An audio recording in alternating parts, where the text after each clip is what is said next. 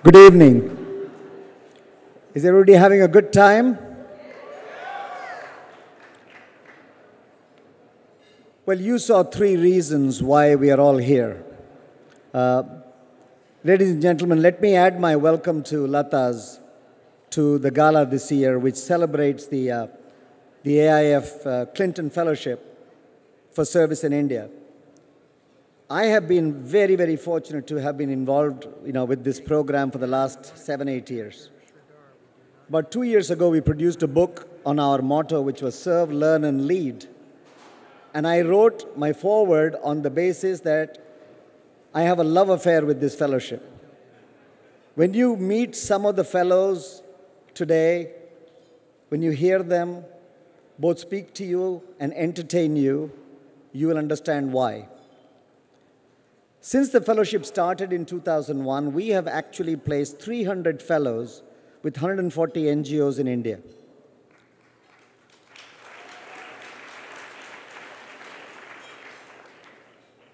Last year, we introduced, for the first time, we included India fellows into our program. And we also added a social enterprise track. This year, we are going to send between 35 and 40 fellows to India.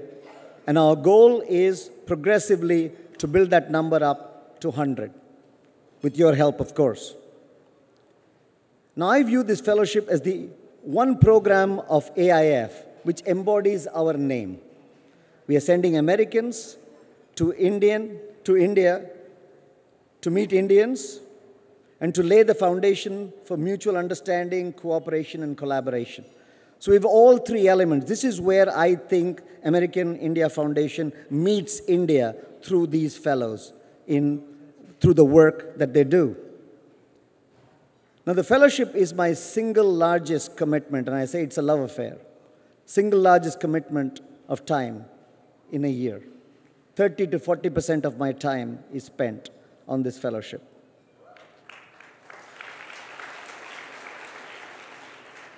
And the reason is because, as you will see today, they're an amazing group of people. The breadth and the quality of the people who apply for this fellowship and who get in, and who spend their time in India, is absolutely amazing. For the last 7-8 years, the transformational effect of this fellowship on these individuals is amazing. We talk about 1.7 million people that we have impacted. We don't even count the number of people who have been impacted by the work these fellows have done in their individual NGOs. I would conservatively expect that that number could easily be doubled by the work that these fellows actually do on the ground. Lata once asked me, during one of our walks, she said, Sridar, if you were to say in one sentence what this fellowship means. And I said, Lata, this fellowship is where young Americans go to India and both are changed as a result.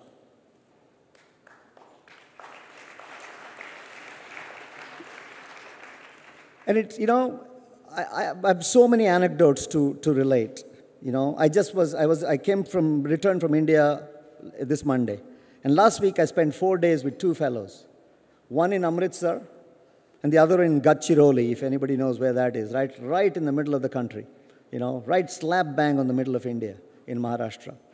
In Amritsar, with the fellow there, Manlin Sandhu, I visited, a village very close to the Pakistani border where she was working on an oral history project, a unique oral history project, based on the Partition Archive out of Berkeley, where I listened to 6 hours of two individuals who were 18 and 14 at the time of partition, talk about their migration from one side to the other. They spoke in Punjabi. I didn't hear anything, but I nodded at all the appropriate moments.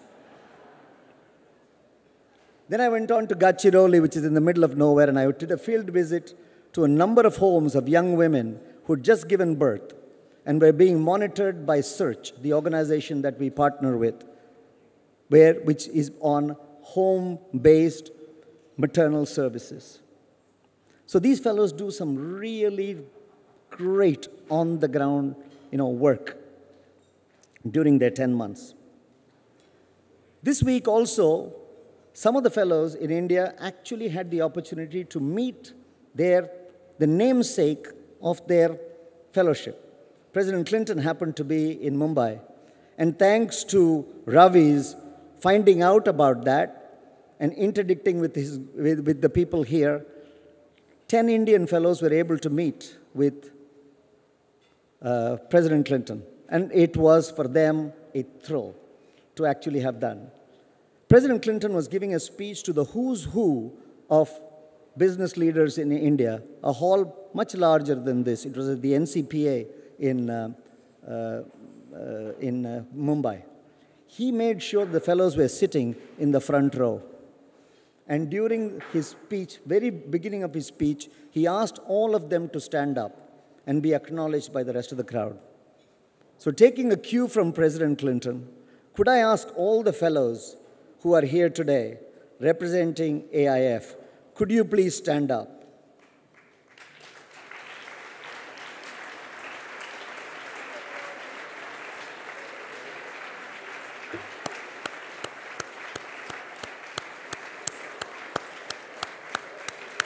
And the 7 there.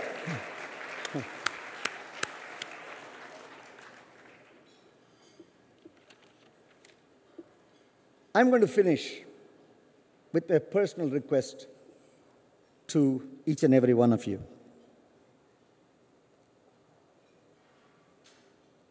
$100 per person present in this room would allow us to send 3, maybe 4 more fellows to India in the future.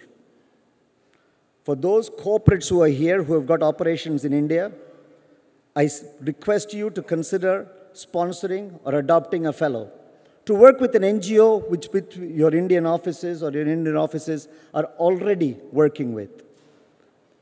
Yesterday, one of our fellows, Allison, went with Ravi to make a presentation to the employees of LinkedIn to get them energized about this fellowship.